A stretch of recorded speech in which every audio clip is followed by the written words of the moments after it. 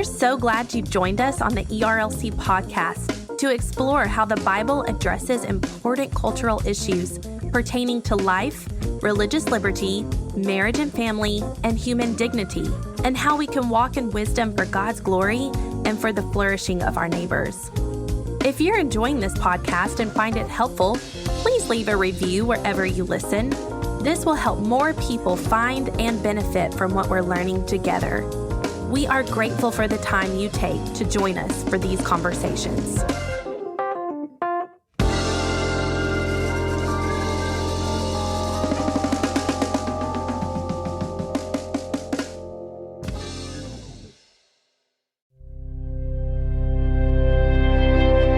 Marriage and family are foundational to our civilization. Not everyone will get married, but everyone will feel the effects of a changing marriage culture. God has created marriage between one man and woman to be a picture of His gospel and to bring health to a society. So at the Southern Baptist Convention, a group of leaders including Todd Wagner, Susie Hawkins, Randy Stinson, and Jen Wilkin discussed how churches can contribute to flourishing Christian families. We hope you enjoy this message.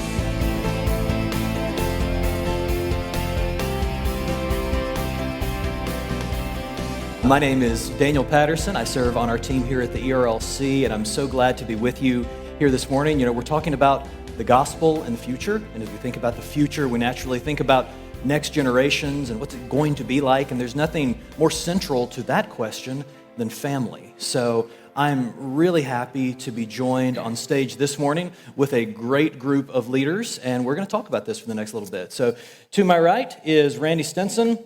Randy is Senior Vice President for Academic Administration and Provost at Southern Seminary in Louisville. Jen Wilkin. Jen is an author and Bible teacher, and she's Director of Classes and Curriculum here at the Village Church. Next to her is Susie Hawkins. She's also from Dallas here. She's been actively involved in ministry as a pastor's wife, as a teacher, as a volunteer. She's on the board with Baptist Global Response. She's an author involved in women's ministry around the country, and it's so good to have you with us.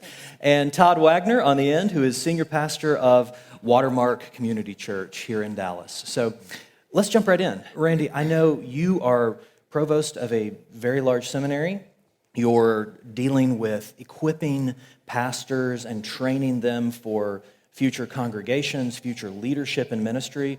But you're not just training them for that, you're also training them to be fathers and mothers, and for very real questions that they're going to have to face in the life of their congregations, but also in the life of their own family. What are some things that you try and focus on, or that you've learned and tried to instill in others through your years in higher education?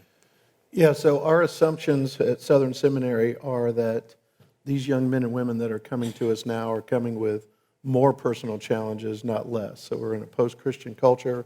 They're growing up in homes that aren't necessarily Christian homes. They're lacking examples that previous generations might have had. And so we're already assuming that they're coming to us with these types of challenges. On campus, we do various things. We have parenting conferences. There's a lot of individual mentoring going on between professors and students.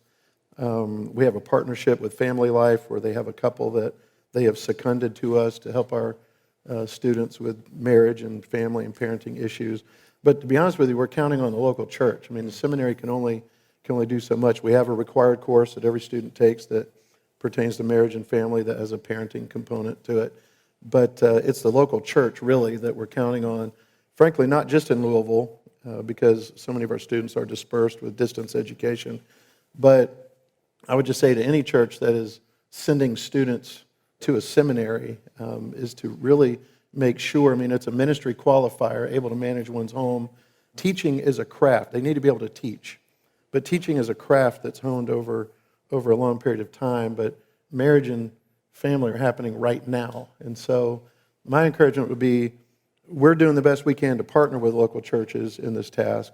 But the local churches that are sending students to seminary, really kind of double down on your efforts in making sure that their marriage and their parenting strategies are biblical, and that they're pursuing one another, they're pursuing their children, and we can't do it without that kind of a partnership. Absolutely.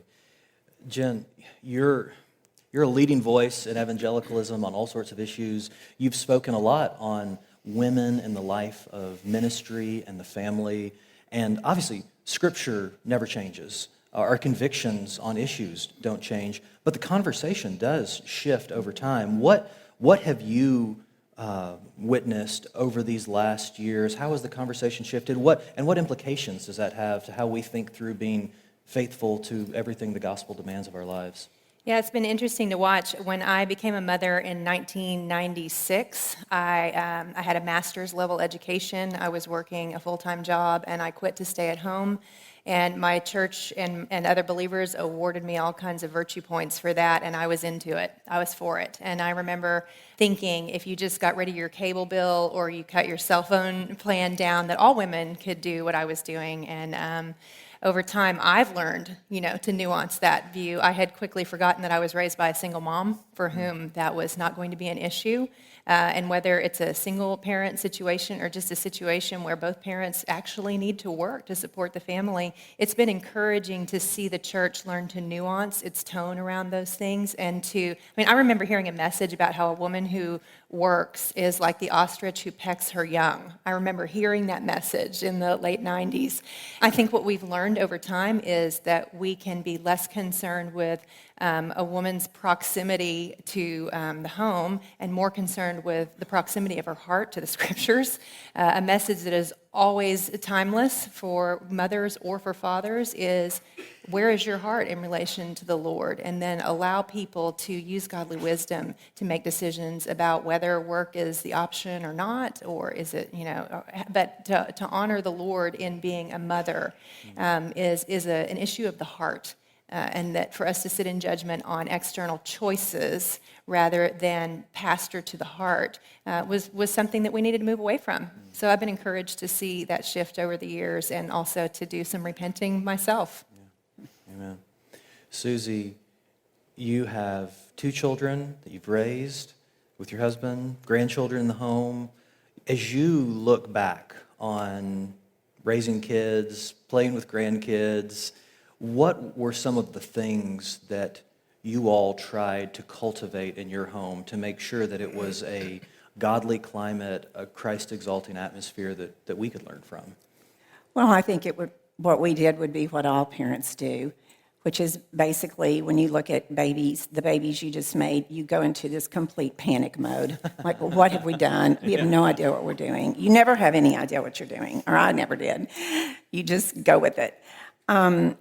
And this is really, Danny, a cliche to say this, but cliches are born out of the truth. And that is just to be on your face in prayer, that God will give you grace and show you how to parent these children that He has given you. And I do think, I love how now families have mission statements. I love that. I love strategies and goals, and we were weak on that. We just kind of did what we thought was best. But I do think keeping before your children and as a family that you are followers of Christ.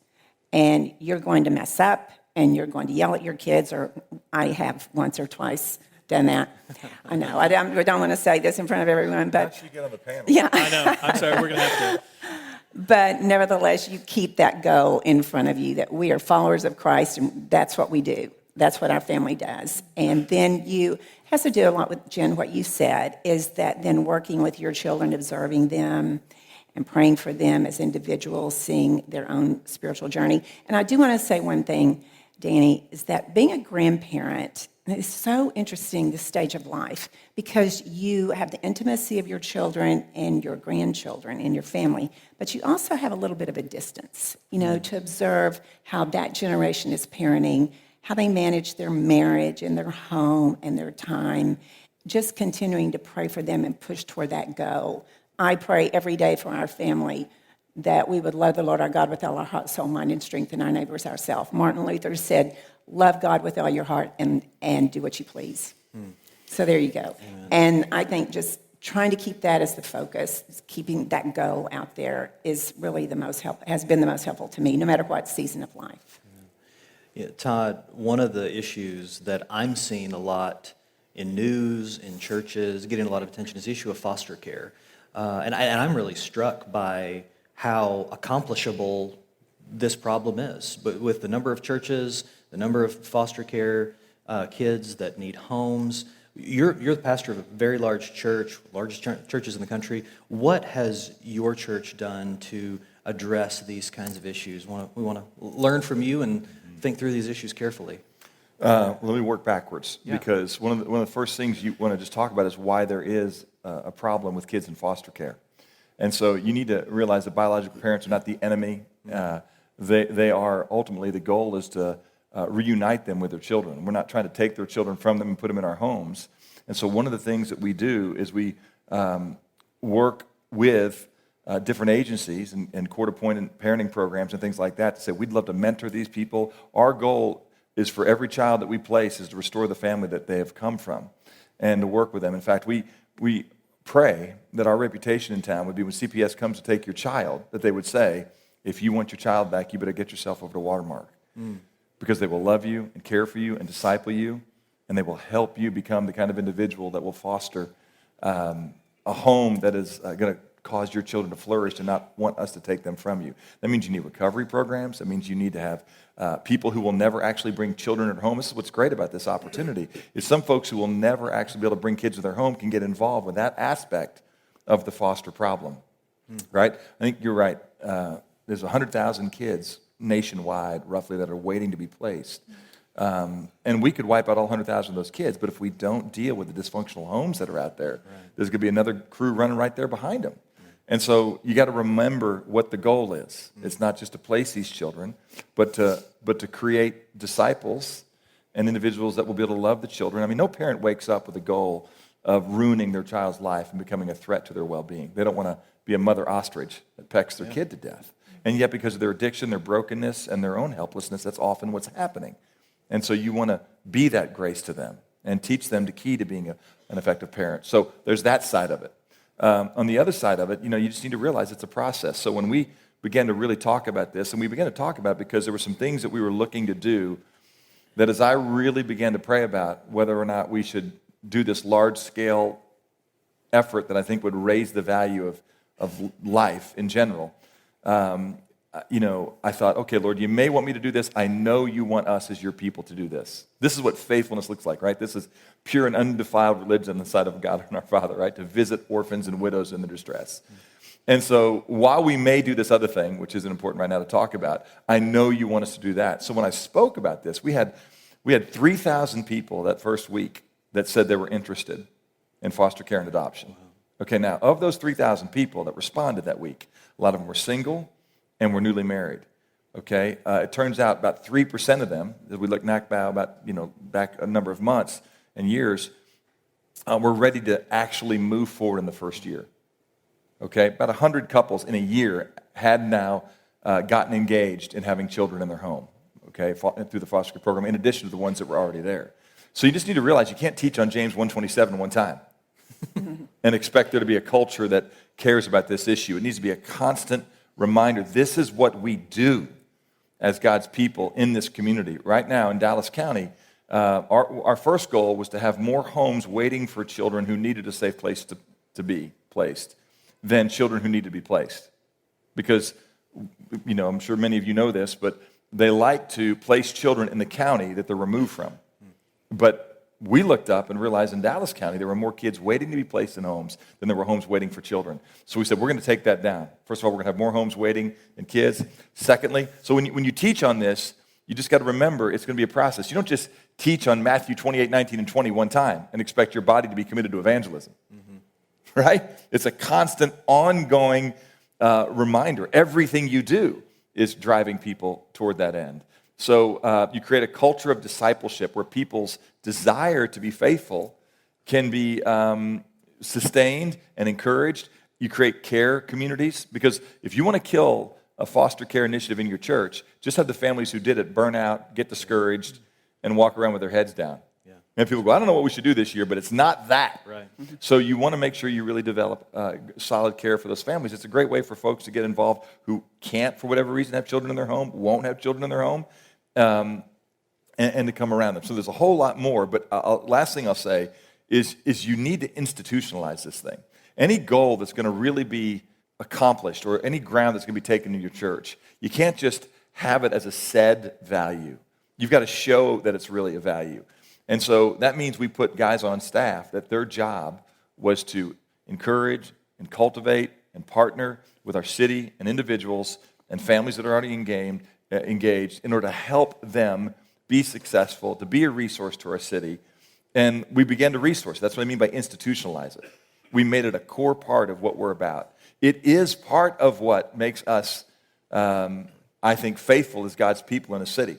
It ought to be part of our renown that they care for kids outside of the womb. They don't just speak about the value of children in the womb. Sure. They care for kids outside the womb like no other people, and they restore families like no other community of people do. That ought to be the reputation of the church. That's not going to happen from one message. Okay? That's going to happen because you create a culture and you cultivate and you create equipping and training opportunities toward that end. So as we think about foster care, similar to that, Randy, is the issue of adoption. And I mean, praise God, I feel like adoption has been one of the areas over the last decade that we've just seen an amazing resurgence, particularly among evangelical churches. And I know you have 8 children, some of whom were adopted very young, some of whom were adopted considerably, non-baby, older. And there are a lot of families in churches that are thinking through, we want to adopt, we already have some children, maybe this displaces birth order, maybe this changes dynamics. What factors should these families be thinking through as someone who's navigated this personally? Right, so we have 8 children, 5 of them are adopted. First, I want to say not everybody should adopt, okay? We have 3 children that were adopted in other families that didn't work out because those families should have never adopted, and they ended up, a long story, in our home. And so I just want to be clear, this should not be a guilt trip for people to adopt. There are all sorts of reasons not to, and one of the big problems in adoption right now is people don't count the cost of what it might look like, how hard it might be, and that sometimes they do it with the wrong motives, and they think it's going to fix their marriage. They think that this whole thing just always ends happily ever after. Churches that have a lot of adoptions going on, it tends to sometimes create a second class of Christians so that people think if they don't adopt, then they're not walking close enough with the Lord, they're not deep enough in their walk. And so the thing that we're advocating for, my wife and I and others, is more something like pre-adoption counseling, like we do premarital counseling, to help families work through whether or not they should do it. Part of the question, I think, has to do with, we already had biological children, so why would we adopt? Our message is not that everybody should adopt, but I do think we need to think more about adoption, not just merely in terms of a solution for folks that can't have children. That is a great solution for folks that can't have children, but it's not merely a solution. And so we thought it through. We wanted to be a part of taking care of widows and orphans in a way that involved bringing children into our home permanently. We wanted to put our money where our mouth was in terms of, we'd always been pro-life, and so we wanted to do some things that showed that in our own family. But it's had a fantastic impact on our family. People say, well, what a good thing you did for those children. We just always turn it around to, oh, you have no idea what those children have done for us. And so it's a picture of the gospel. It's at the heart of the gospel. But yeah, that's okay. You mentioned premarital counseling, and Jen, I know you're a big part of the training and equipping ministry of this church here, and that you all do a lot on that front, training and preparing people for marriage and training families. Walk us through a little bit what the Village Church does within the congregation here that we might be able to learn from. Well, it varies from campus to campus, depending. We have a range of demographics. Sure. Each campus is unique, and so there you might see more of that at our Dallas campus, where we have younger people. My responsibility here at the Village is for our adult education arm, which is actually the topical things that we would do would be more along doctrinal lines, and then we have men's and women's Bible classes. And when we started to think about what's the way to do this so that families can learn together, within the constraints that we deal with here from a facility standpoint, which is a very real concern for us, we began to look at, well, what would happen if the men's and the women's classes were studying the same thing, and then we had classes that husbands and wives can attend together, and then while you're in a class, your children are actually receiving teaching over the same thing that you're talking about. One of the things that's been really cool to see here is that our curriculum for years in Little Village and Kids Village has been geared around teaching very young children the attributes of God. Well, guess what we're doing in men's and women's Bible class? We're looking for the attributes of God anytime we read through a text. So what we have tried to do to help families have conversations about the Bible together is make sure that they have a shared language and a shared approach and are even going through the same thing at the same time so that they can sit around the dinner table and say, hey, look what we learned in Matthew this week. That's good. Susie, I know you serve on the board of the Lifesavers Foundation, and for those of you who aren't familiar with Lifesavers, they work to assist women and teens who face unplanned pregnancies and try to be a gospel-helpful light in their lives. So I know you've given a lot of thought to women in crisis. What do you feel like the church has done well, and what do you feel like the church really needs to do more of? What should be our focus?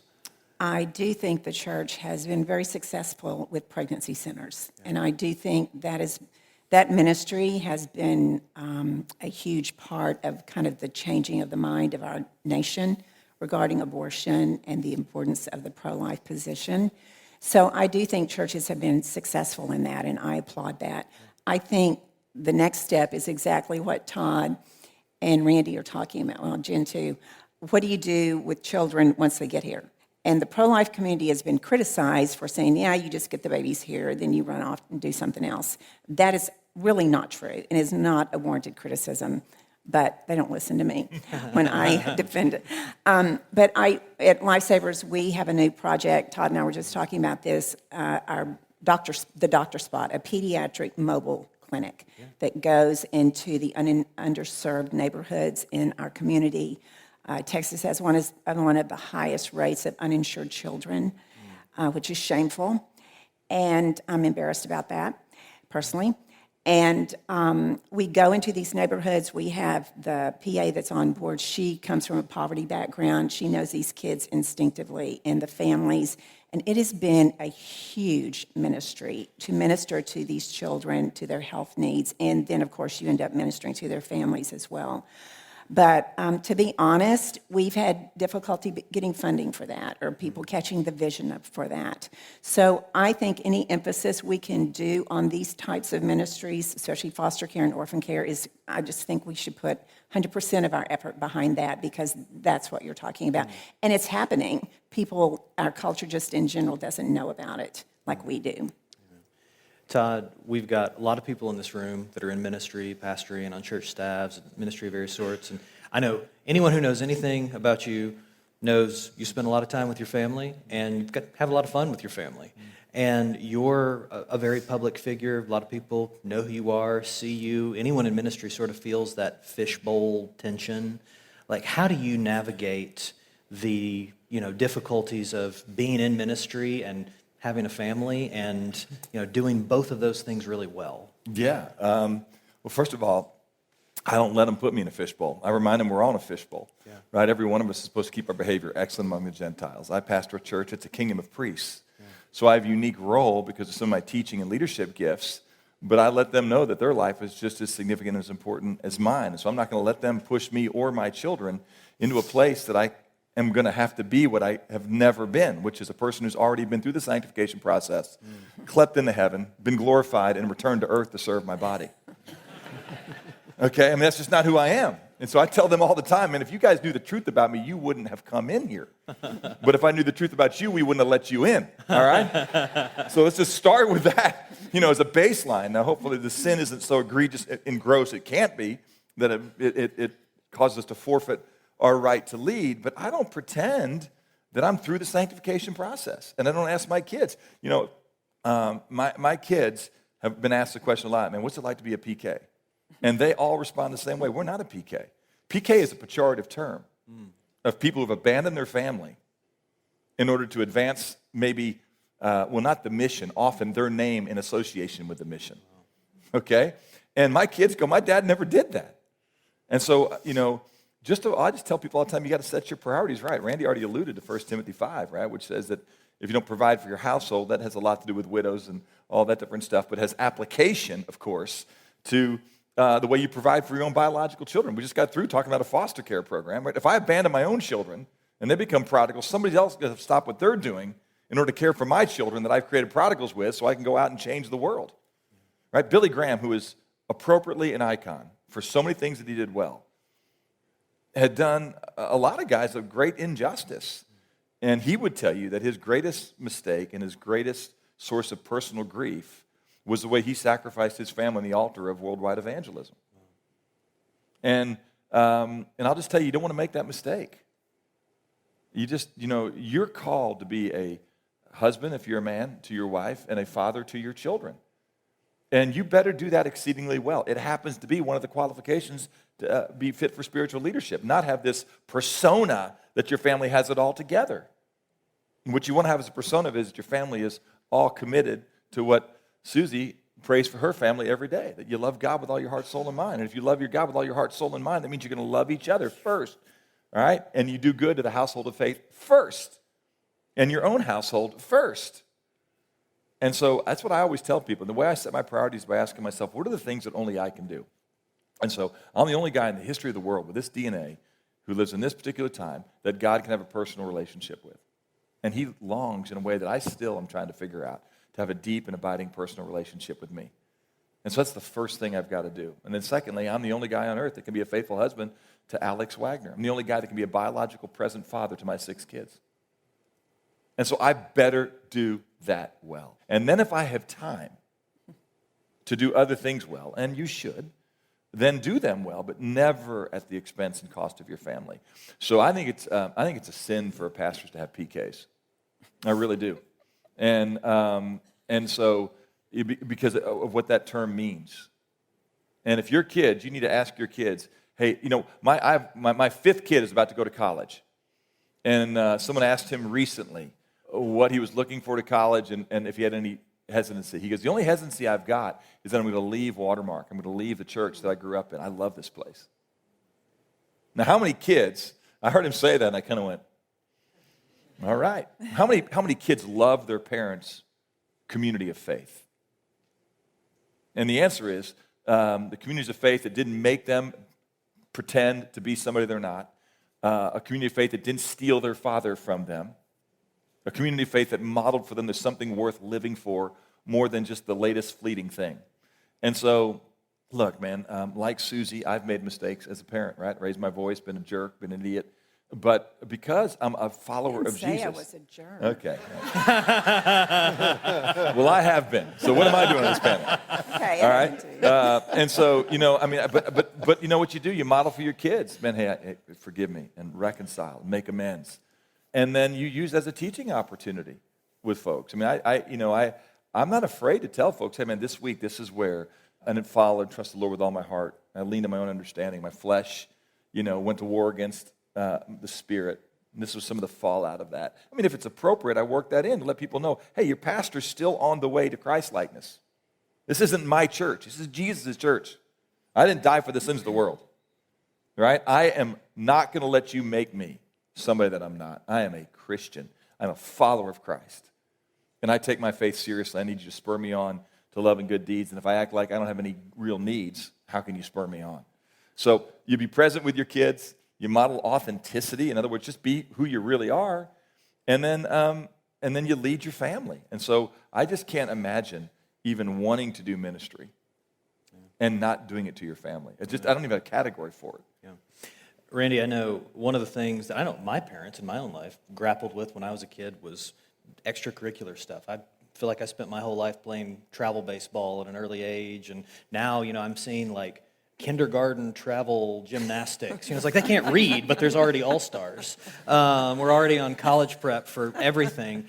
And all of these programs make, life difficult. You've got to make choices. What are some of the things that we could, what have you done in the life of your family with your kids that you feel like have been helpful? Yeah, so at the risk of offending everybody, let me say, First of all, your kid is not as good an athlete as you think they are. Secondly, they're not going pro. Okay, so even the NCAA motto is there are so many hundreds of thousands of student athletes, most of whom are going pro in something other than sports. So even the NCAA knows they're not going pro. There are much more academic scholarships than there are athletic scholarships. So I love sports. I've always loved sports. I played sports growing up. Some of my happiest memories are me playing catch and my dad coaching my baseball teams. So sports we have a multi-pronged approach to discipleship in our home. Sports is just one of those prongs. And what we've discovered, we've done the travel ball. I have a son that has played college ball. What we've discovered over the years is you can get, as a parent, everything you need to get out of sports in terms of home discipleship by just playing your local recreation league, pay the $70, get the hat and the shirt, and play the 12 or 15 games.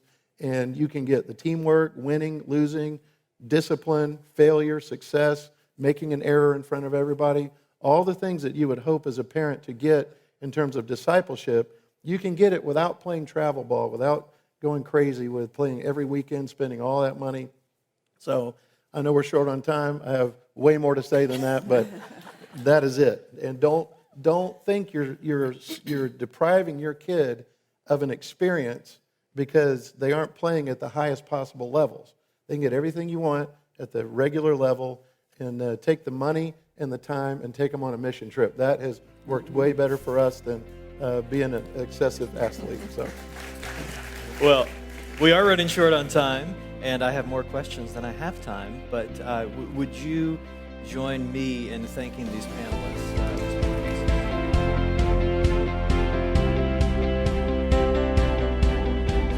Thanks for tuning in to the ERLC podcast. Keep up with the latest episodes by subscribing on iTunes or Google Podcast. And don't forget to come back next week for an interview with the legendary John Perkins.